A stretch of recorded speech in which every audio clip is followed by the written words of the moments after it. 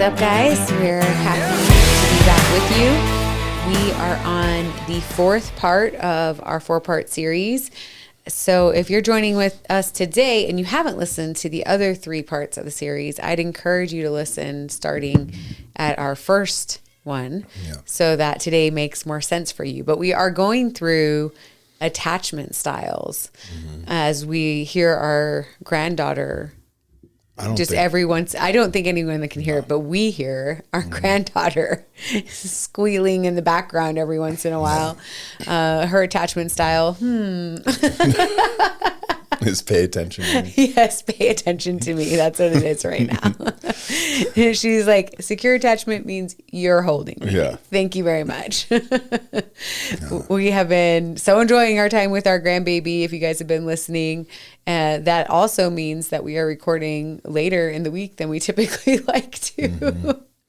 I have forgotten just how hard it is to take an hour away from all of life when there's just a little one around. I'm telling you, we love every minute. We love it. I know.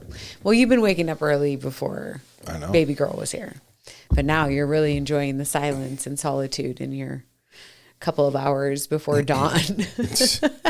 Yeah. Tell me you're an old man without telling me you're an old man. What time do you wake up in the morning? Okay. Well, haven't you? Most old men wake up at like 4:30 in the morning. Why?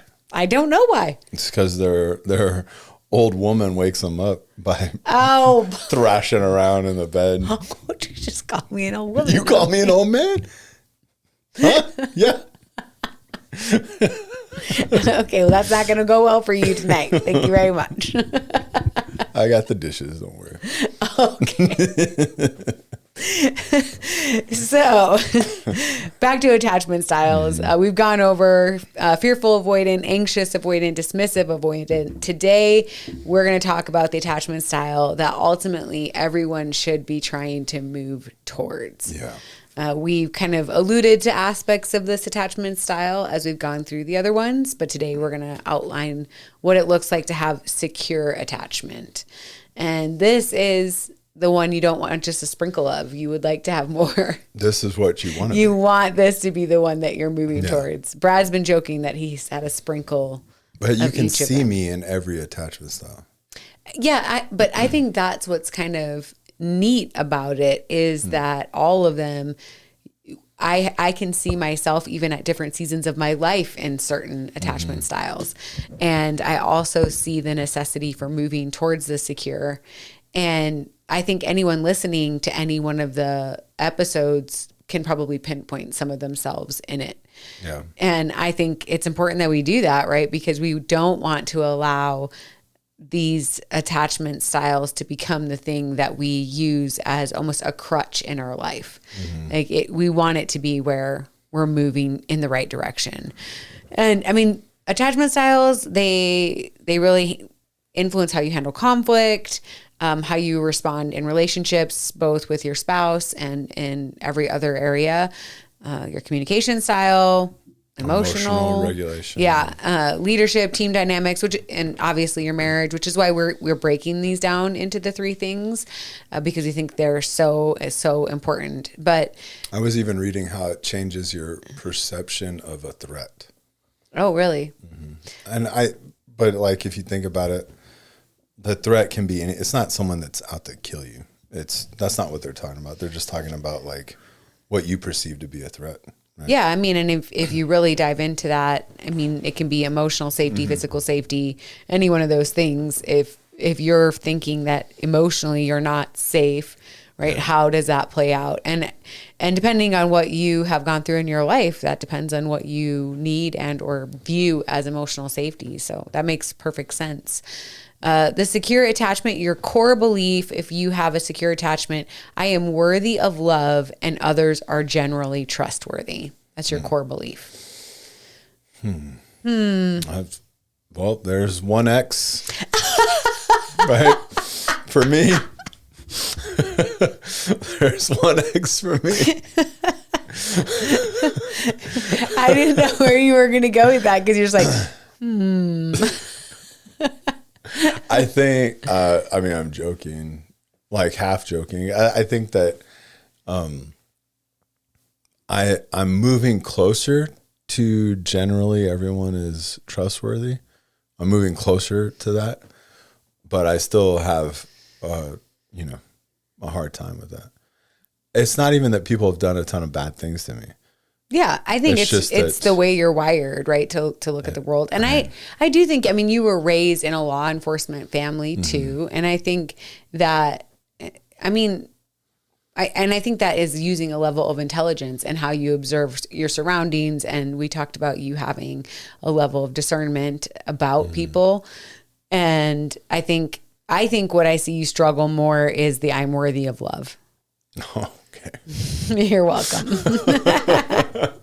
But you've talked about this. Yeah. You know, that insecurity. I think this is worded a little bit differently because you kind of worded insecurity even as like, am I worthy to be in the room? Right. But I think if you got it down to like the root of it, I think that's more like, am I worthy of love? Yeah. I mean, I guess like I can see that, but I don't know where that comes from. Well, right. You know, I mean, like there's all sorts of things that can play into my it. biggest insecurity is not being good enough. I just don't know if that's. I feel like that all correlates. intertwined? Yeah. I mean, it's that. So 2 X's. That's what you're getting at. Okay, so you only had one X thing. That's exactly what you're getting at. You're just going about it in a nice way. You're like, no, you said 1X. Nope, there's 2. Okay. First of all, for clarification, when you said that's 1X, I thought you meant the whole statement. Okay, well that. I don't know. I don't know where. I really don't. I mean, my childhood, I guess. I don't know. I don't know where. 'Cause my parents loved me. Yeah. You know? So. No, but I think that this can come out in a lot of different ways where you listen to the lie that and that you're not good enough or worthy enough or not worthy of love. And it plays out in different aspects of our life. And once that lie is embedded, right, it's fed. And then we look for ways to not fall into the lie. I mean, we've talked many times about the small steps in the wrong direction. Most of the time that's starting with just a lie that we believe. And we start moving in a direction that's leading. Yeah. I'm trying to think like, how do you combat this? Number one, if you want to move closer to, because that's what you want to be, right? You want to be secure. Correct. In the secure, you want to be labeled. I'm worthy of love attachment. And others are generally trustworthy, right?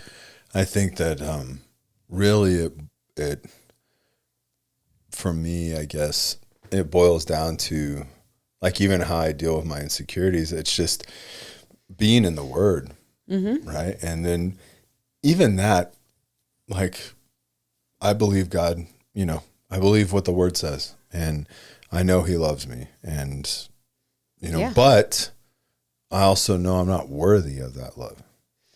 Yeah, so, that's the interesting thing. I think really when you're wrapping faith in with this as well. Yeah. Because that's how I feel. I'm like, in all actuality, I don't feel worthy of that. Now, this is probably getting theological, and I'm not in this realm. Like I'm not a subject matter on this or anything. But I would think that the way God looks at us is that we are worthy. Yeah, I mean, He calls us chosen. Yeah, and goes through a whole list of what His view on us but is. It's still like hard to wrap your head around, just that love and that. It's impossible to comprehend. And really. So even as you sit there and you're diving in and you have this, even if you have a strong walk with Christ and you're doing that, I think there's times where you question, even like, how can He love me? Like I just did this the other day. I was kind of, I was praying and just thinking, and I was like, I'm not perfect. Every day I do something that's, I guess a sin, right? I mean, we all sin. We can't help, we're just, maybe it's of omission, right? You don't even know you're doing something, right? And I think that when I look back and I'm like, well, I'm living pretty good life. Like I'm not doing bad things. You're not overtly sinning. Yeah. And so that's what, like, I think what I was just saying, and it's, so it's just tough when you're sitting there wrestling with it. Cause you're like, even if I don't do these things, I'm still not worthy of love. And how can he, and so you really just have to dive into the truth. And it's just, and it's, I'll talk to people and they're like, I'm waiting for God to tell me this. And yes, he opens doors and shows you and talks to you through people, all those things. Absolutely. I've experienced that. But also I think a lot of it is like, well, are you in the Bible? Mm-hmm. Right? Are you in the Word? Do you know his truth? That's really what it is. It's this truth, that's so good. I was reading Deuteronomy today, and it was talking about Moses, right? Yeah. Yeah. Okay. I don't know. I was getting like, I'm like, I don't know what story you're talking about, but yes, I would assume Deuteronomy. Yeah. Yes.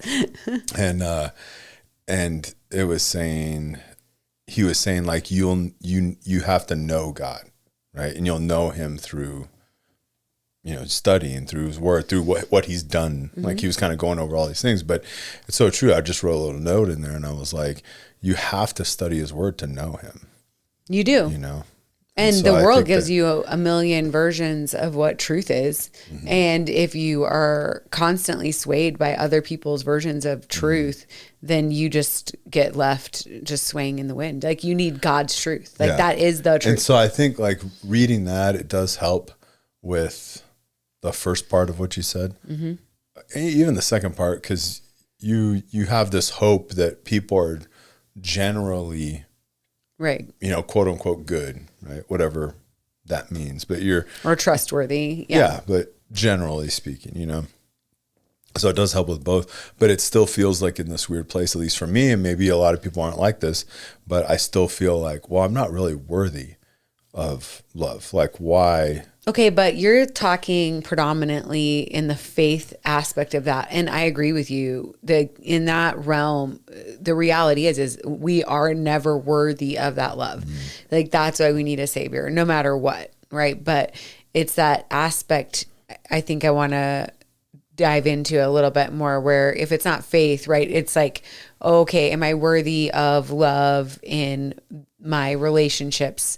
As far as like my spouse or in friendships or with my kids or in leadership, right? Like, I think that is probably where this plays out a little bit more. Yeah, and I would say you'd want to say yes, but then at the same time, it's like they don't have to, they're going to find fault in you. They're going to find all these things in you. Like, they don't have to love you.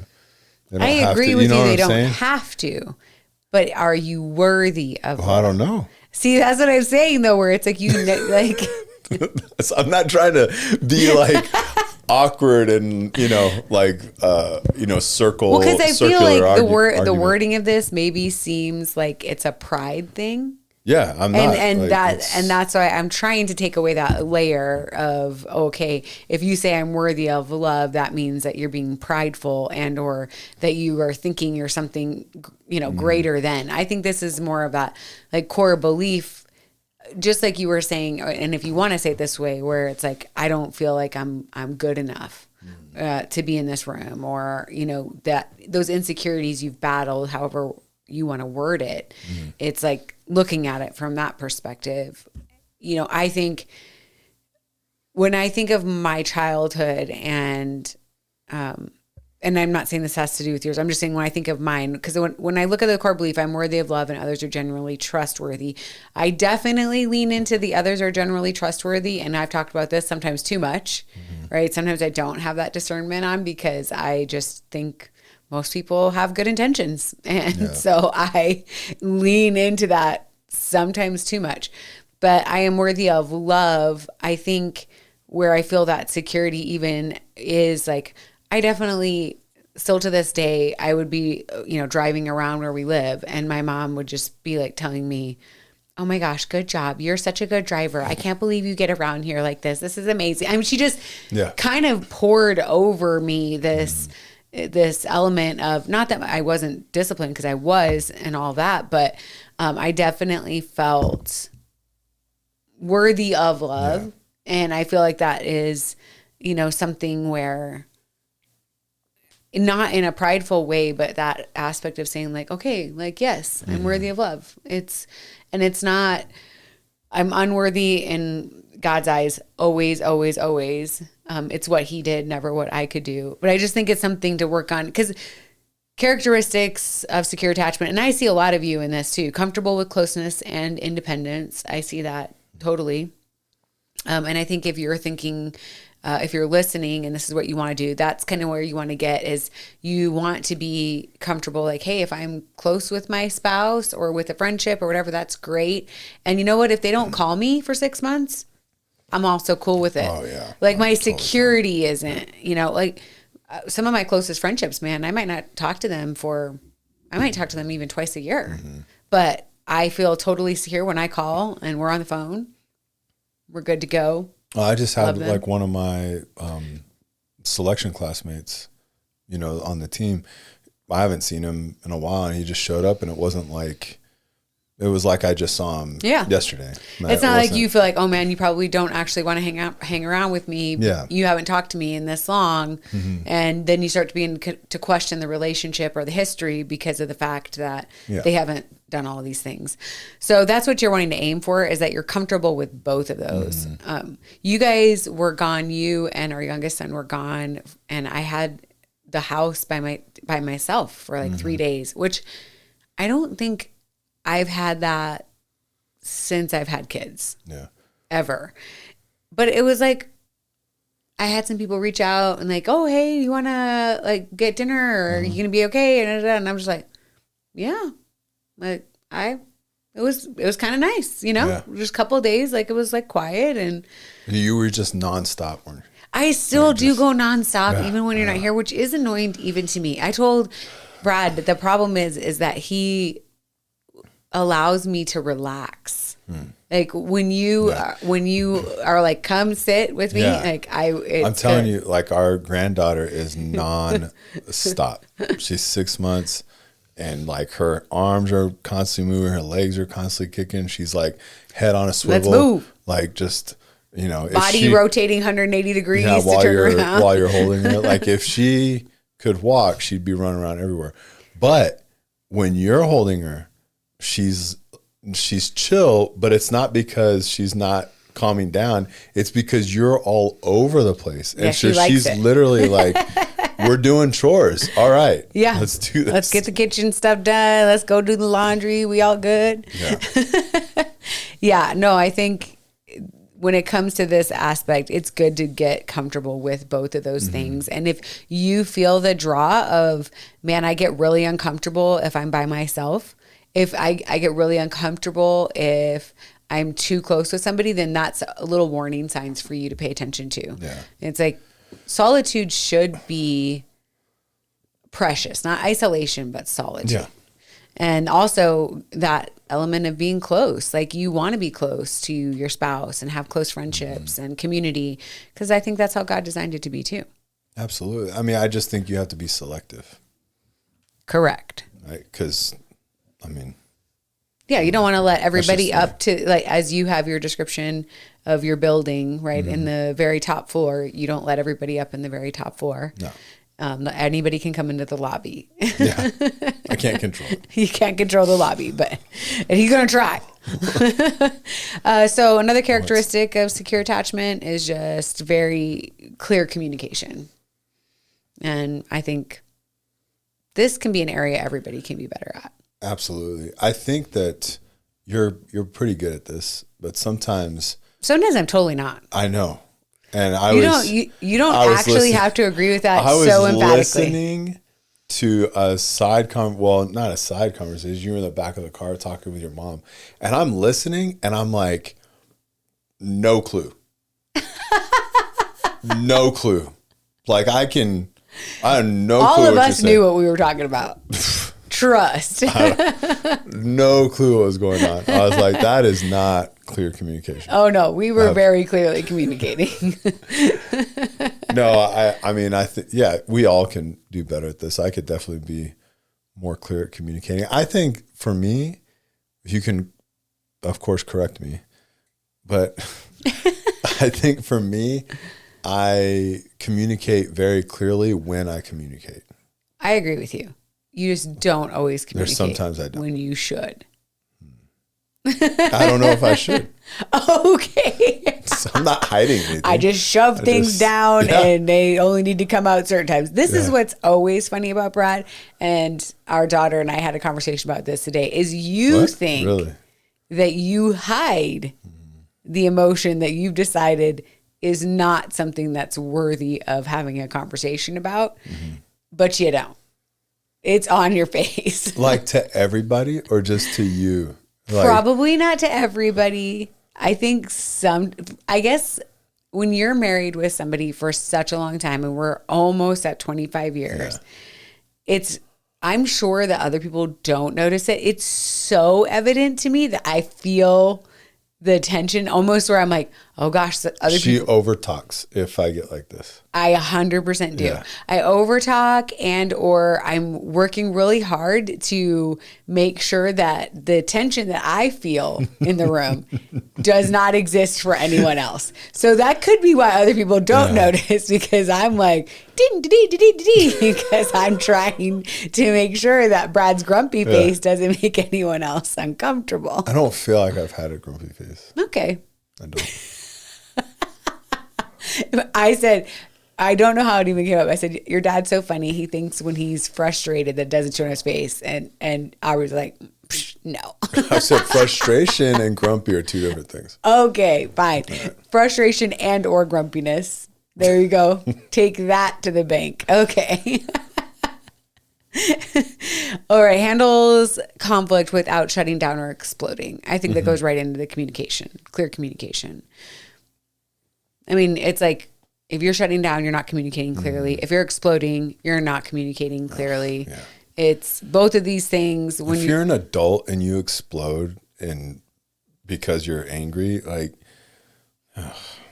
but this is a typical thing. So much. But it is a typical thing in many marriages, in many conflicts. There's typically someone who shuts down and someone who's explosive. I mean, the shutting down, I can get behind more. I can get. But when you explode and start yelling at another adult, there's no excuse for that. I don't agree with that. No, I don't care like what. I agree with you that this is something that's not okay. And I think what it is a learned behavior. And so when most of the time people have acquired that because they've seen it. And that's just the way that communication was done in their house. And a lot of times they're not even doing it in a way that is, they're not thinking like, oh, I'm so angry, I'm exploding. It's like, okay, I'm upset, we're in conflict. This is how you handle conflict. You yell it out and then you move on. And so there's so many different, elements to why somebody is. I understand that people get angry. Like I get that. I think that all of us, we need to control our emotions so much more than we do. And unequivocally. In doing that, you can be angry and you can still talk just like this. What is the saying that I heard where they were just talking to a child where they were saying all emotions are okay, but all behaviors are not. Mm-hmm. And when I heard it, I was just like, this is so relevant in everything. You can have emotions. All emotions are fine, right? 100%. Like you can have all the emotions, but how we behave with those emotions, not all of those behaviors are fine. So and good. It's, it works when you're a little kid, but it also as an adult, like, okay, you experience the emotion of anger. What do you do with it? Yeah. Now, some of those behaviors that come from anger are clearly not going to be something that is healthy or beneficial or right. Yeah. And so moving towards secure relationship means that you really address that, right? Am I the person who's shutting down in communication? Am I the person who's exploding? Well, that's not moving towards security, and you want that. Doesn't panic over normal relationship stress. Yeah. Which guess what, guys? We all have normal relationship stress. Yeah, that's why it's called normal. Yeah. Brad and I have normal relationship stress. You're a person.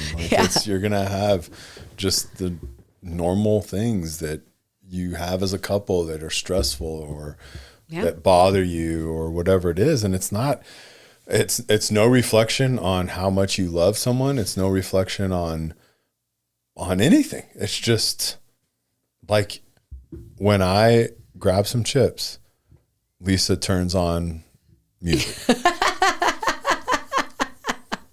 Oh, wow. Your issue became my issue. You used to have a chewing thing. I never turned on. Okay, let's back up. I still have a chewing thing, but my emotion is not going to dictate my behavior. Okay. So, oh, wow. no, but it's just little things that it's not, no one's doing anything wrong. And it's not even that what you feel is wrong. Like, I don't like when people chew with their mouth open. It bothers me. Not that you do that. I'm just saying, like, that bothers me. But it's not like they're doing it to bother me or that I'm wrong for feeling like that. Now, what am I going to do? If you go into a rage, if somebody does that, that's clearly not going to be right. But those are just normal, I think, normal stressors. Well, right. There's going to be normal things. financial stressors. Yeah. There's going to be normal stressors with your schedule, with your kids, with your, just every little thing. That it's normal and just accepting that these things happen. I think that is a huge thing for a couple to understand, for a person. It doesn't have to be in a marriage. Just a person to understand, like, there is normal stressors, normal things that are going to happen that they just happen. And being okay with those things in the sense of you're not okay that it's happening, but that it's not like causing you to just doesn't mean your marriage is over or that you're not going to be okay or, even in that, we're going to get more specifically into marriage, but I know when you see that there's a lot more normal relational stress, you'll step into certain areas that normally I would be able to cover or take care of, and vice versa. Right. And that's just also helps to be in the secure attachment aspect. So also in relationships, secure individuals, they don't fear abandonment excessively. I think that goes up into that handling normal relationship stress. I immediately, when you say that, I immediately picture like a high school couple where they're constantly like, we talked about about that this past week. But I also think it depends, right? We talked about the attachment style this past week. If you're gone through a crisis in your marriage, you may all of a sudden be fearing abandonment. Absolutely. And so knowing that, you might have that season of an attachment style, but you want to move towards more of that security that says, okay, I don't have to just constantly be in fear of abandonment. And it's good that you move towards that. Not avoiding emotional intimacy and can give and receive love freely. Yeah. Those things are all moving into that healthy communication style too, which we talked about earlier. And obviously this is the healthiest attachment style, which is what we want. Yeah. And I mean, we're going to break it down, right? Break it down. That's what. Okay. Yes. No. But like, so we've gone over all the attachment styles and we'll break this one down like we did all the others. But with that, the attachment style it explains why you're behaving a certain way, but it's not excusing it. Correct. So like, because I think people can get wrapped around that, like I joke with my undiagnosed ADHD. Right? I joke about it. I'm never going to hang my hat on that. Like, oh, I did that because I have ADHD. Right.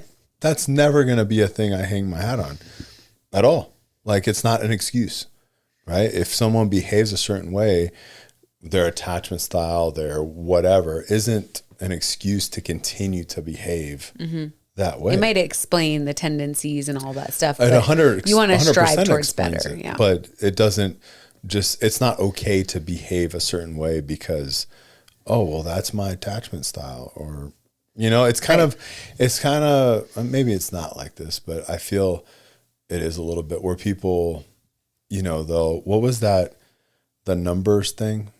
The Enneagram. Yeah. Where people are like, oh, well, I act like that because I'm a 7 or whatever that meant. But, it was like, oh, you have to accept this because I'm this number and this is how I am. It's like, no, you're acting wrong. Like, I don't have to accept that. Like, I don't think that's right. Like, I'm not going to do that. Well, I think if you are a Christ follower, and I hope that you are, and if you're not, I hope that you make that decision.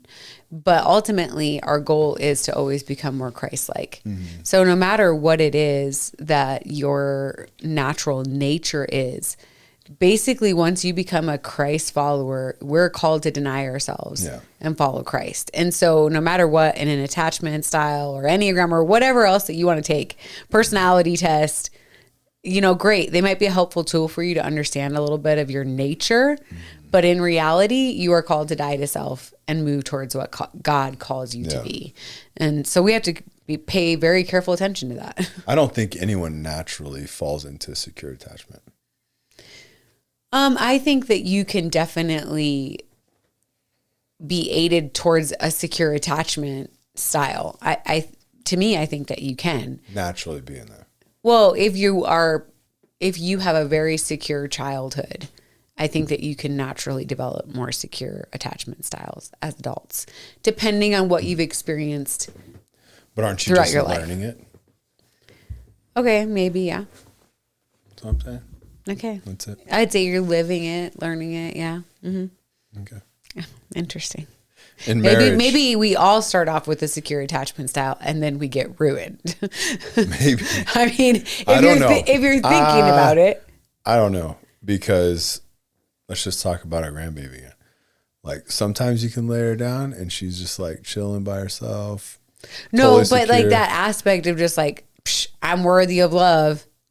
And like, babies, like they automatically start off with like, you will serve me. Yeah. You will do what I want. Yeah. It's like there's no qualms about it. But as we get older, right, we enter in all the bad things. So in marriage, with a secure attachment, which you want to go to, right? Mm-hmm. This is the goal. Man, how, like, without ever going over attachment styles, and we've got the opportunity to talk to a bunch of couples, coach them and all that, I think we've said a lot of this, where 100% communicate directly and calmly. Man,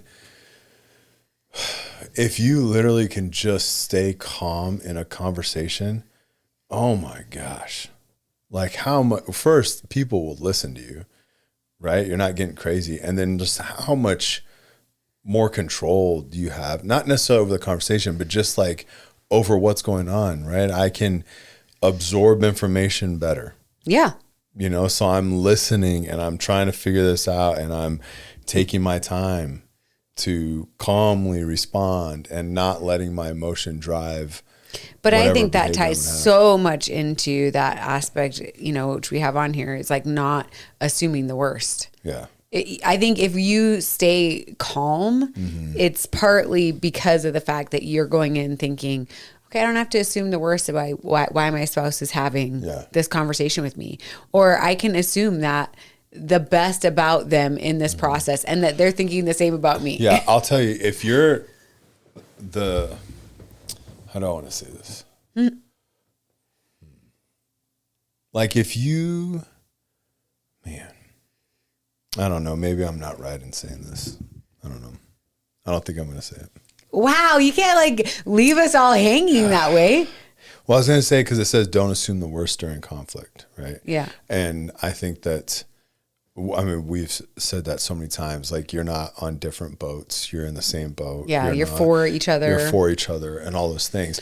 And I think that when people come to this place of, if I'm going to have conflict with my spouse specifically, immediately assuming the worst, there's something you're hiding.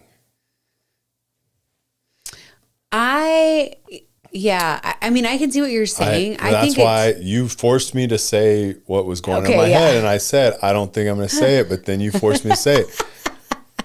So, because I can see the betrayed side, and you're thinking the worst in conflicts too, and not necessarily hiding it.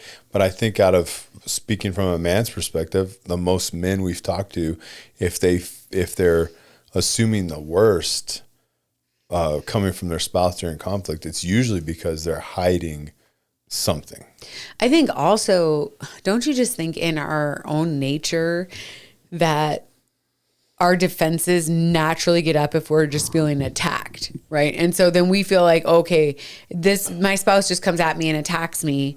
And so I'm just assuming that that's what they're doing, is they're just coming at me with all the list of wrong things that I'm doing and I can never do anything right. And then you're naturally defensive. And so instead of listening to your spouse, instead of assuming that, hey, they actually have the best for me and our marriage, you just automatically put them in a box of, okay, this person just constantly looking for something wrong, they're never happy. They're never satisfied. And I think we've seen that a lot in communication too. And even when there's not something to hide. Yeah. But can you change your perspective on that? Not, first of all, I would hate that. Right? So I'm not agreeing with the nitpicky spouse that's never happy, you can change right? that. But you can change your perspective.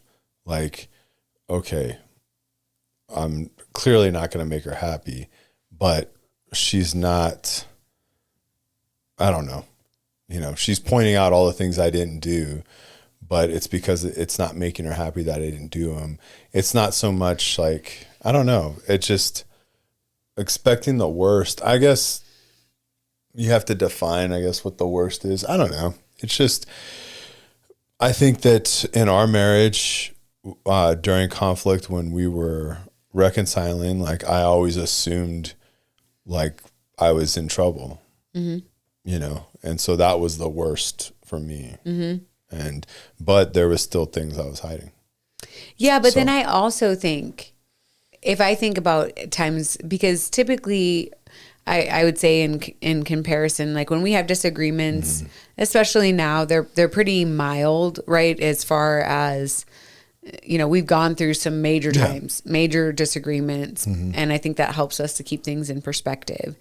But I think in disagreements, what I've noticed is if I say something that could be perceived as negative, that it is like, it lands so rough with you.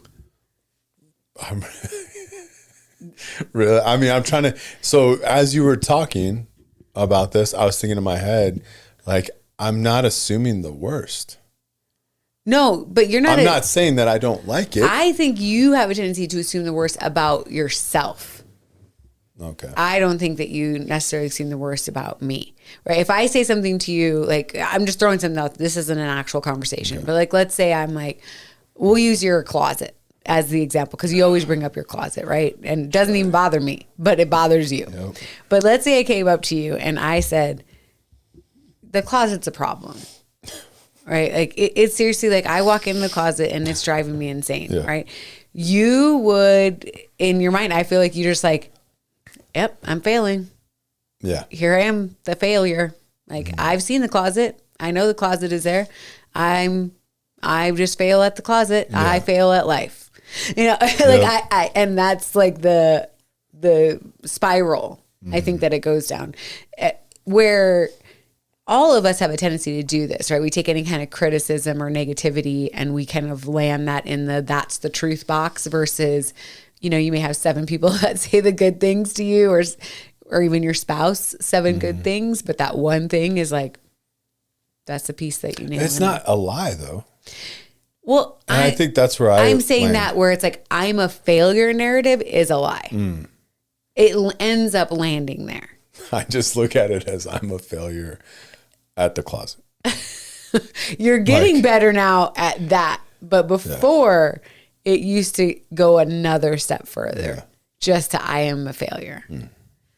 And that's what I would typically see on your face. Clearly I'm not in the secure attachment. No, there's a ton of these things that I think are absolutely unequivocally secure. I'm fine. I'm fine. Repairs quickly after disagreements, I 100%. Like that's how we've always been too. Oh, I 100% do that. Why stay in a place you don't want to be? That's a good place. A good way to say it. Yeah.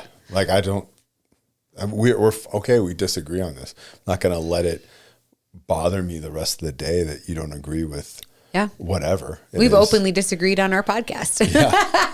And I don't even remember what it was about. but it was clearly you're wrong. So I like what it says. It's, in the secure attachment in your marriage, conflict feels like a problem to solve, not a threat to the relationship. And I think that's a huge. You're moving towards aspect. Resolution. Yep. It's like, we're going to be okay. We're going to figure this out. Yeah. Instead of that, Like, you've done this divorced. wrong. Yeah. And we hear all the time of people where divorce is a pretty consistent threat in conflict. Throw out there, and that is a threat to the relationship. And so it's not going to make you feel secure. That spouse is already coming at the whole conflict with, like, I'll resolve this by threatening the relationship. Yeah, that somehow it's so funny in that, right? Because you threaten divorce, and in a way, it's like you're seeking more security. Yeah. Right. It's like you want somebody to say, like, no, I never would want that. I don't want divorce. Like, I'm willing to do whatever it takes. But in reality, you're actually taking away security from the relationship. Isn't it? Yeah, why not? Oh no. Isn't it an immaturity level out of that person? Like, I like how you're just like, yeah, why not? I'm going to say it. Really, it is. I mean, if you think about it, right? Because it's like, okay, we're back on the, in the playground, and elementary school recess, and it's those kind of things where it's like, I'm going to use this, reverse psychology, to like get my way. And so I don't want them to argue with me. I don't want them to do that thing. So, and I want them to be my friend, or I want them to be my, spouse. So I'm just going to, like, throw this, like, if we keep doing this, we're just going to get divorced. And it's like, I'm going to try to draw you closer, but it's like so immature. I'm sorry.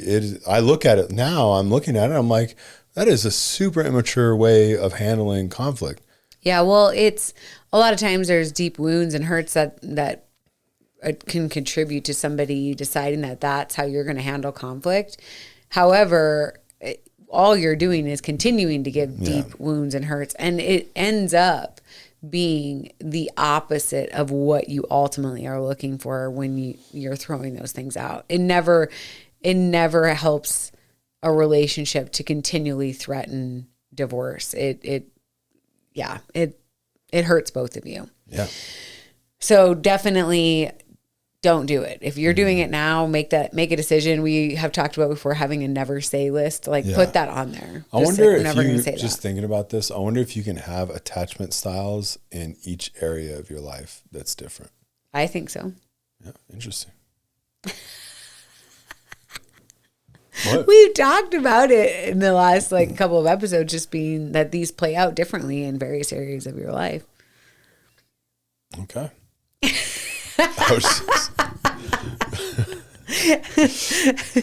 So does that cover marriage? Are we going on? Yeah, no, parenting? I was just thinking, like, in parenting, because, like, could you have an insecure attachment style? That's not even one, whatever the other three are we talked about. Could you have that in your marriage, but then you move to parenting and it's like, okay, if I have a, secure attachment style in parenting, but not in any other area of my life, then it could be that, one, you're putting your kids as a priority above everything else, so that you're very, very intentional of how you raise them, which you should be intentional on how you raise them. But also, I think it's probably unhealthy to have different attachment styles. It's not consistent. No, you want to be secure, obviously, in all of them. Because it's like emotionally responsive and consistent, sets firm boundaries, but loving, right? Teaches emotional regulation by modeling it, doesn't shame feelings. Yeah. Which are all so positive in the parenting perspective. But I think, we had a friend who came up to us and had listened to the episode and mentioned that in her marriage, she was... Oh, yeah, we did have this conversation. She was dismissive, avoidant, but in friendships, she was secure. Right. And so it just is one of those things that plays out differently. And I think that is why we have to be so evaluating the different areas, and why we kind of have dove into marriage, parenting, leadership, and even how some of the other attachment styles can actually play out positively in some areas, but then also be hurting you in others. Yeah. I think, as I really dive into this, I think that you know, marriage is the number one, I guess, in these three areas of your life. Or it's hard to say. Well, no, I'd say marriage is number one in these three areas, because if you can have a secure attachment style in marriage, right, this healthy marriage, this realistic, authentic marriage that, there is conflict, but moving towards resolution always. There's, all these things are going on, but the secure, that models to your kids. Unequivocally. Like, even if you have a great marriage and you struggle parenting, man, it's almost like a little bit of a hack, if you can say that, where your kids, like, okay, you're struggling maybe communicating with your kids in that sense of parenting, or whatever. There's all sorts of seasons of parenting we get. But you have this foundation of a great marriage. Not that it can't get better. Like, we all understand that there's going to be hiccups, but this foundation of this authentic marriage, and I mean, we say authentic faith and a strong marriage, right? Yeah. But if you have that models throughout your whole, it permeates through everything. Yeah, through everything else in your life, right? Absolutely. And so then your kids are watching. Like it says here, teaches emotional regulation by modeling it. Yeah. And so what you're doing is constantly showing your kids what it looks like to live life and handle the regular stressors and communicate effectively and love your spouse and not be shutting down and or shouting. Yeah. Right. In this where it's like, okay, I'm gonna make this a thing that my kids, I had the conversation just recently, like, my kids, I want them to desire and want a good, healthy marriage, strong marriage, and to know, like, they not just want that, right? Because I think that's a lot of what people desire in the future. Wants it. I mean, now I don't feel like everybody does, but most people do.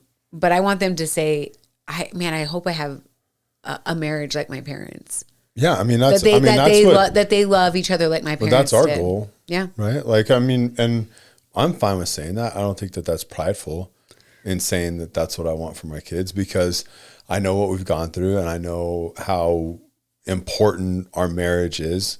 And I always fall back. I love your little saying where it's like authentic faith and a strong marriage. Yeah. Like, if you can do that for your family, that's huge. Like, you can struggle at parenting. And if you have those two things in your marriage, like, the parenting part it's going a long way. It's going further than you think it is. Yeah, because they're watching, and it matters what you do. It matters what you do. And that authentic faith and a strong marriage equips you to handle the parenting aspect.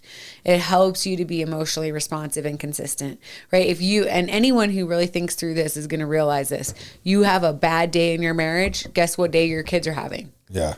They're having a bad day, right? Because it bleeds down, because you're stressed out in your marriage, and then that stress ends up being, frustration at dinner time, or, lack of patience around homework, or whatever it is. Like, it changes. And then if you can't have and model loving, firm boundaries in your marriage, right, and have a why for those things, then it's more difficult to implement for your kids. It's just like all of it just walks hand in hand. You look at leadership in this secure attachment, and I'm like, man, this, when I was breaking these down and, getting them broken down and working on that into the different categories, really the reason why leadership, it wasn't necessarily because you're like a boss at your office or wherever you work. It was more of looking at it from a man's perspective of your family. Yeah, called to lead your home. You're called to lead your home.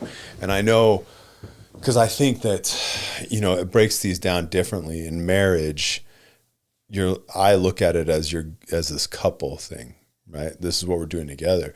But leadership, I don't look at it like that. Not that you don't support me and I don't or lead in areas. Nothing like that. But I don't look at it as this is what our, it sounds weird that I'm saying this, but I don't look at it as a couple thing, because that's what God has put me in, you know, for. Like, put that's me all here. yours, baby. You can have This that is seat. what I'm supposed to do. Right? Yeah, it's not a throne. It's a chair. So, no, but I love what it says here. So in secure attachment, it's calm under pressure, doesn't take disagreement personally, empowers others, and gives constructive feedback without humiliation. Mm-hmm. Like those things. One, yes, at your office, like I can equate it to where I work. Like these are the leaders that you want to have, right? Oh yeah, people who take disagreement personally Yeah, it's like this is not an attack in your on you. marriage or in your. But with that's your what I'm kids or saying. your If you leaders. look at this and Yeah. you say you don't apply it to your office, say you just apply it to your house. Yeah. Right? Like calm under pressure. Really? Like there is, I mean, you can go, so you can deal with pressure. You can deal with the situation, with the stressor so much better if you just stay calm. Yep. Why do you think that always, and I reference movies because that's where everyone's going to see this, but what is like, you see like some, you know, natural disaster movie or some crazy, you know, and when they go to get saved, it's like the people are like, the person that's saving them is like, you know, calm down. Mm-hmm. Right? Like that's always like, that's what you always hear, you know, like this calm down, breathe, whatever, all these things.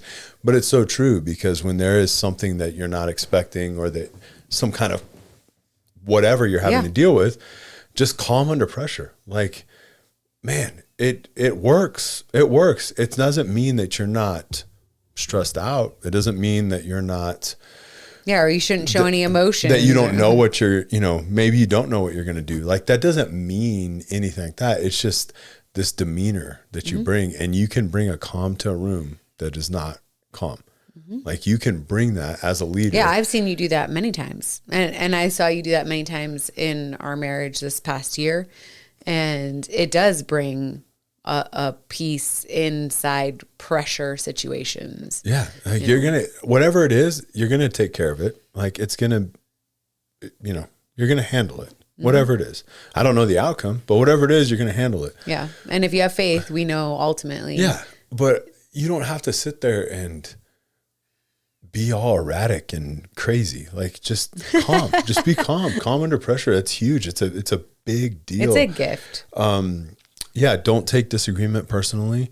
If Lisa disagrees with me on something, I'm not sitting here like, wow, you're attacking my soul. Like everything about me, you don't even know me. Like, I don't know. It's just that we don't see eye to eye on this. This goes all back to that communication aspect and communicating effectively and towards resolution. And then empowering others. Huge. Man, like the last thing I want is for my kids to be dependent on someone else making a decision in things they're doing. Yeah, that's good. Right? I don't want that. I want little leaders all around me. Like I want to surround myself with leaders. I do not want someone that needs like, okay, what do I do next? Okay. Now, if you don't know what to do, that's different. Right. But if it's like, you want to empower the skill set. If you're paralyzed to act because you're waiting for someone to give you direction, that's a horrible place to live. Mm-hmm. It really is. And then you also want to work harder for someone who sees potential in you. Yeah. Like if you see potential even in me, like in areas of our marriage, like I want to strive towards those things. I see lots of potential. Okay. Lots. Anyways, there's always something. Can't help it. No, but okay. Thank you. Thank you.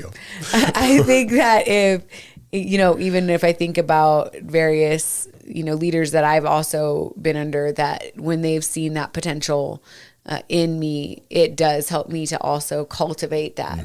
And it's something that we should all strive towards in secure attachment too, is to see the gifts that God has placed in other people and just embolden that.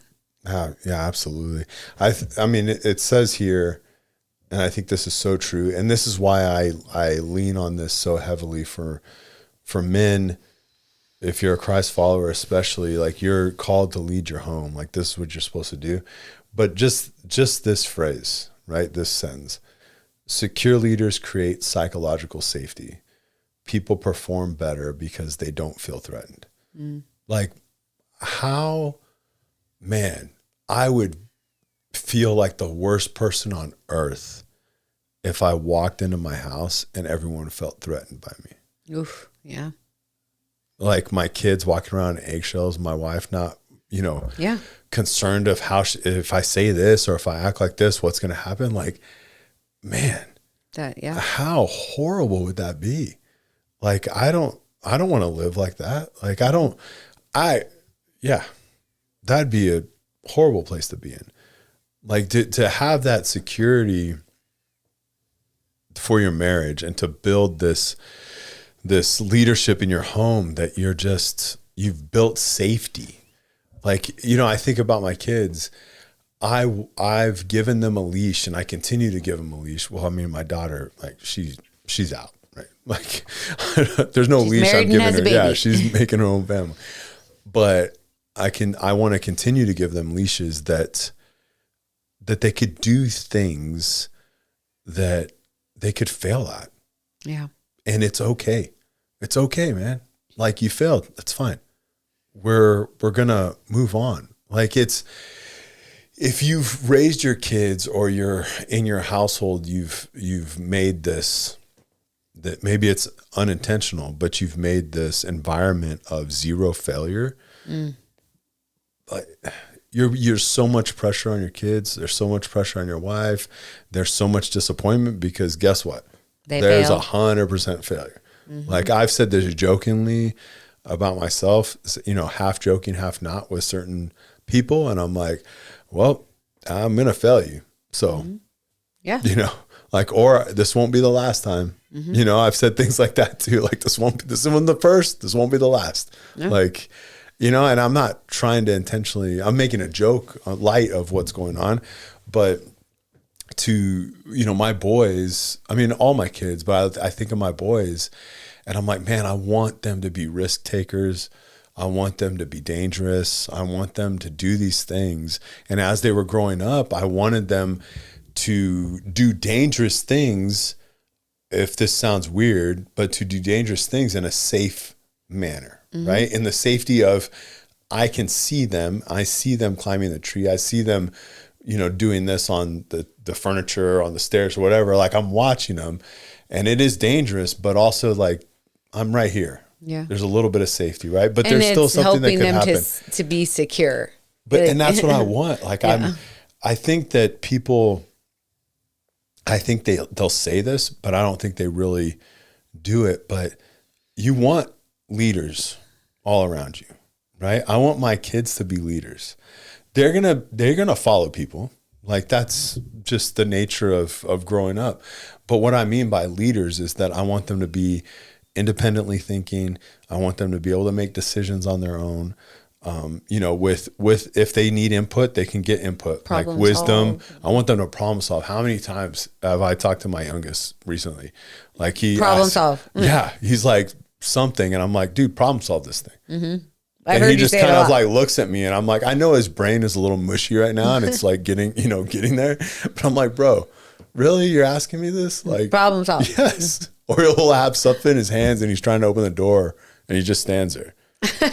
I'm like, bro, like, you figure this out. What if I wasn't here? What are you going to do? And it's not that I won't open the door for him, but it's those things. I want them to just problem solve, right? I want these little leaders around me. I want to create an environment that my family feels safe, that they're not threatened by me, that they're not scared. Like, my kids, like, I wanted them, and I mean, they're already grown out of the house, but I had this environment of, hey, if you do something so stupid and wrong, please call me. Like, we'll worry about whatever discipline is going to happen later, but don't be scared and call a friend or whatever. Like, no, call me. Like, I'll be there. And again, we'll talk about whatever it is later, but I wanted that safety, right? And so I think the secure attachment style is great. Of course, this is what you should be striving for. And I think that in different areas, you can have different attachment styles or a sprinkle of, but my majority is I would love to be all secure.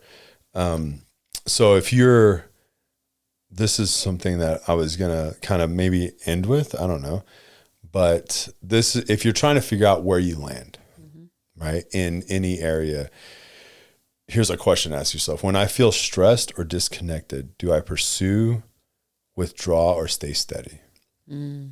Say it again. Okay. Because I just want to make sure I hear it too. Okay.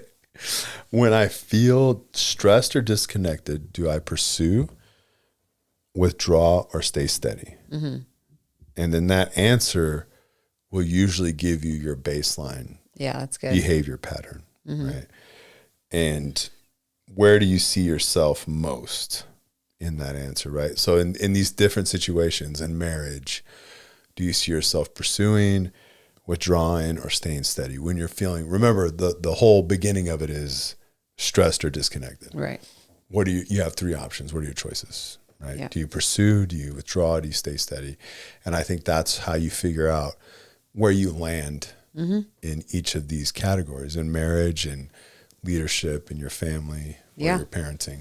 Yeah. And I think just to encourage everyone too is we've been saying it throughout here, your attachment style is not fixed. Okay. So it can, through healthy relationships, therapy, self-awareness, emotional regulation, continued experiences, faith. Okay. Yeah. That faith can change all of these things. Like, I think if you recognize that ultimately when you embed your security in Christ and Christ alone, it will change everything in your relationships. It will and can transform your past. It can heal your childhood trauma, right? It can absolutely unequivocally make something new. And I think that's the big encouragement here. And, we've talked about it even at the beginning, right? Replace the lie with the truth of what God says. Move towards security because of who he is, not because of who you are. And I think that should be all of our goal, like, period. God can change it all. Jesus changes everything when we surrender it all to him. And I think for a challenge, I would say, really assess where you are and then assess where you need to be. Take a step towards it. I mean, we were always talking about taking that one small step in the right direction. That's all you can do. One small step in the right direction at a time. So, all right. We'll see you next week.